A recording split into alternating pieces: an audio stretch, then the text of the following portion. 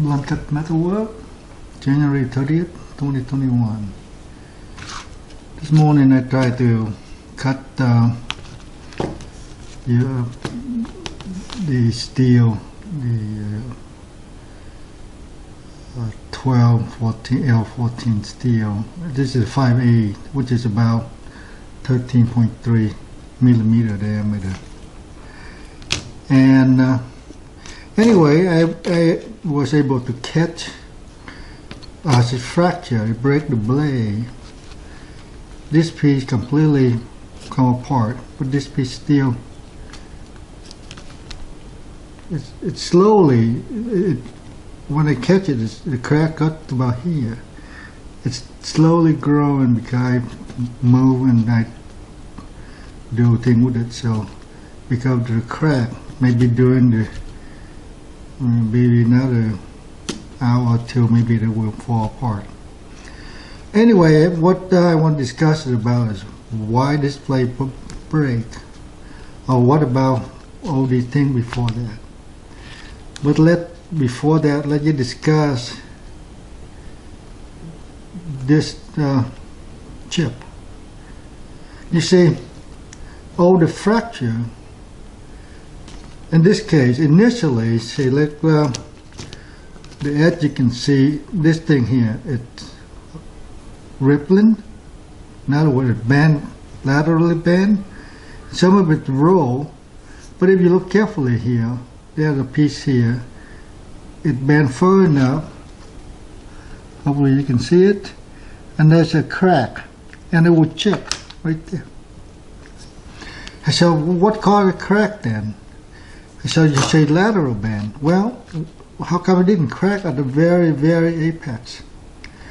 The modulus, of elasticity, on this case, when you do a bend and break, the center line, from the, when you bend it, one part going to compress, the other part going to stretch. The stretch part, the steel can stretch to a certain point, right? It breaks to a certain point. That means the stretch part, for anneal steel, for example, or iron, you can stretch 26%. That's called, elongation. 26% total. Then the matrix will separate. You unzip, and once you unzip, then you're going to cascade.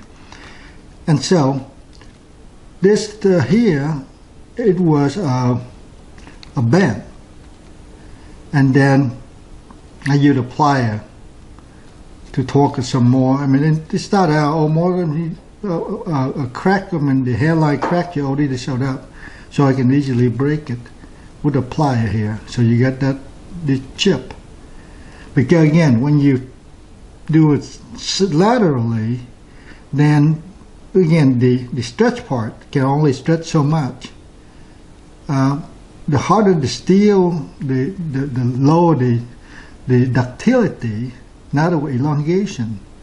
So that means it doesn't stretch very much before I get crack. And then the propagation of crack, as they keep up and up, you can see the line here, like this crack is wider here, and then narrow, and finally stop up here, somewhere here, right? And that's what you look like.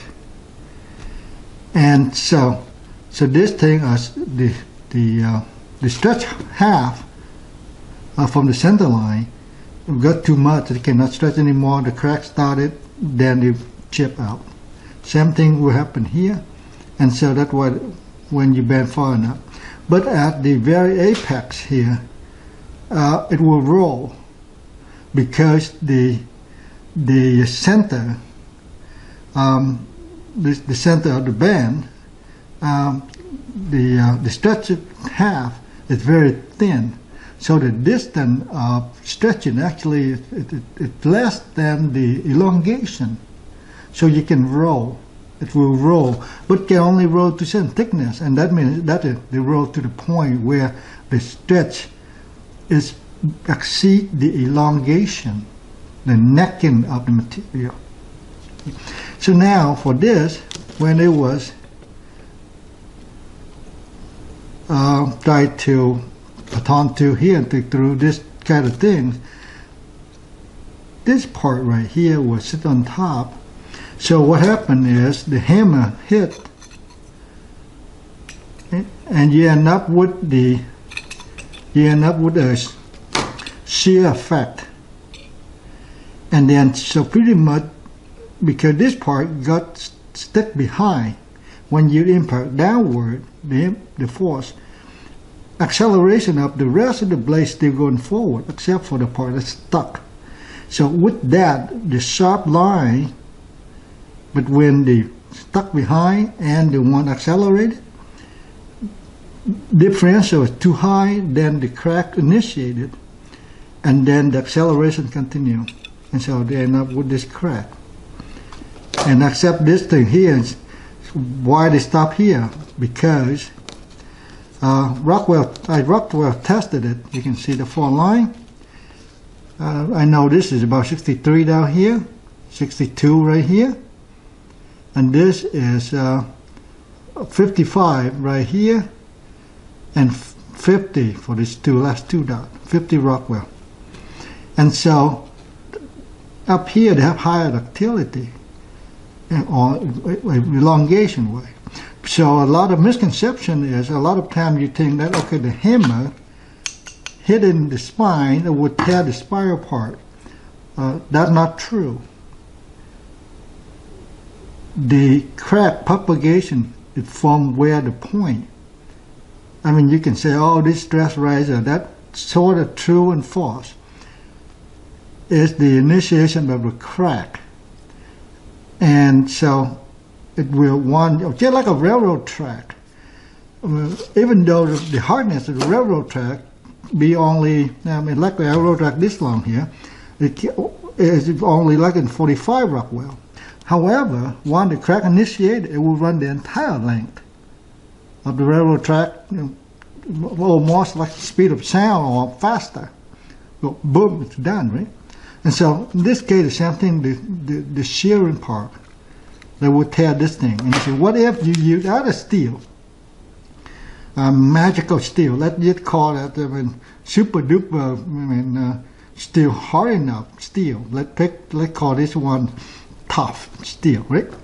And this tough steel, I'd say, like you pick a 60, because again, if you're able to want to cut something, I mean, in the 20 Rockwell or 30 Rockwell range here, Rockwell, then you still want it to remain sharp. Then you want them, and this thing to be reasonably hard. A cold chisel is about 45 Rockwell. Would you be able to cut through this thing? No, my cold chisel could not cut through this size. Because again, it's too much plowing. I mean, it resistant because the geometry is 60 degrees per side. This is 18 degree with the 22 degree micro here, and it will penetrate really well. And so, but the movement of the edge was enter the material, and that's why it resists. So therefore, any resistance, that means blunt in the aspect of this, it will be resisting. Again, the downward force, the rest still accelerate, then you create a crack, and they go from edge to spine. So the hammer break, when the metal here, when you hit hard, even if I hit with a big piece of wood, you still end up with the same thing. And we're going to fall, it won't break, because again, if this thing cannot move down and the rest still try to move down, then you end up with this shear line. That's why you can imagine put a nail or something on the edge like this, and you hit it right this way downward. You can shear a lot of things right off, right?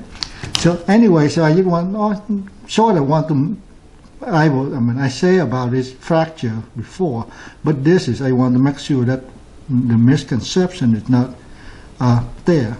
And so what it would take, say for this 1095 here, 1095, 5 dot, to able to cut through this thing, I will have to make something almost like a cold chisel. So it's a narrow bit, right? And then maybe it's, at 25 degrees per side, and behind the edge thickness maybe 25 thou or maybe 30 thou. Then able to cut all the way through something like this big. But anyway, so the video consists of multiple explanations, but mainly did clear up the misconception about. But also, if you can see the color line here, because I used the torch to soften it, so all the way to the handle here. So